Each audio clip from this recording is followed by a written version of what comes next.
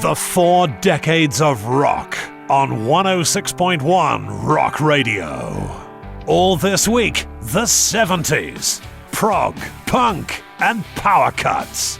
Today, the Motors. Let's talk now to our motoring expert, the author and journalist Alistair Walker. Hi, Al. Hello there, Steve. The 70s. It was a bit grim, wasn't it? It was in some ways, yeah. 3-day weeks, power cuts.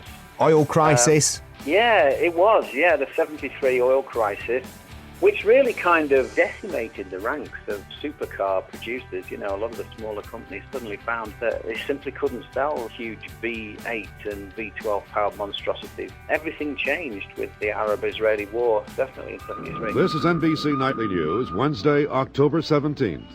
Reported by John Chancellor. The Middle East war produced developments all over the world today.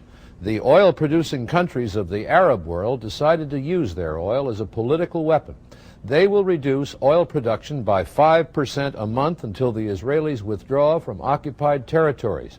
If the Arab countries keep that pledge, it would reduce their production by almost 50% in 1 year. Rod Stewart was disconsolate. He could barely be dragged out of his south of France mansion, where, of course, all of the rock stars had gone, hadn't they, to avoid Mr. Wilson's super tax? They had, yeah, to avoid the super tax and to avoid the misery of having the miners or the power workers or someone else turning the lights out at 4 o'clock in the afternoon in Britain, which is how the rest of us had to live. We saw the demise of what had once been the great British bike industry, names like Norton, BSA, Matchless, Triumph even.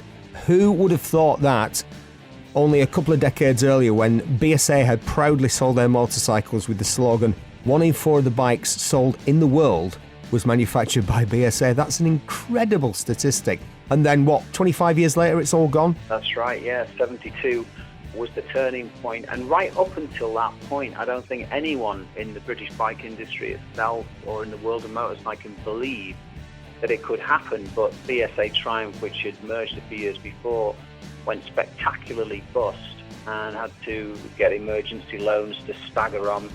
Were forced by the government of the day to merge with Norton. There was a sit-in, the unions were not happy about it. Obviously, there were job losses. Well, there's a bit of a problem here because he was recently announced as the most admired man in Britain. And to many of us in the motorcycling fraternity, he's almost the Antichrist. I'm talking about, of course, about Anthony Wedgwood Benn. But was he not, more than anyone, responsible for the death of the British bike industry? I don't think so. I mean, Ben had good intentions and allowed the workers at Meriden to obtain government credit, really, to carry on making the Bonneville motorcycle, which, to be honest, still sold pretty well right up until the late 70s. For me, one of the greatest and one of the most truly a classic bike, and it's a term that's often misused, the Kawasaki Z1 and Z900, just incredible motorcycle for its time. Definitely. I mean, the Z1 was originally meant to be launched in 1968 as a 750, but Kawasaki found out that Honda were going to launch the 750 at the Tokyo show. So they spent another 4 years developing it, and that was good. They made a bigger engine. They could have put 4 years of work into the chassis to make it handle as well. That might have been useful. Yeah, but come on, Al. Has there been a better-looking motorcycle? I mean, the Japanese, people like Edward Turner at Triumph, had realised the way to sell motorcycles to the Americans in the late 50s was to give them two-tone paintwork, chrome mudguards, a flash-looking motorcycle, a motorcycle that looked like it was doing 100 miles an hour when it was sat still. And the Japanese embraced that, didn't they? They made, in the 70s, some great-looking motorcycles. Kawasaki lets the good times roll. Kawasaki lets the good times roll. Get aboard, get away, and you're gonna say, let the good times roll.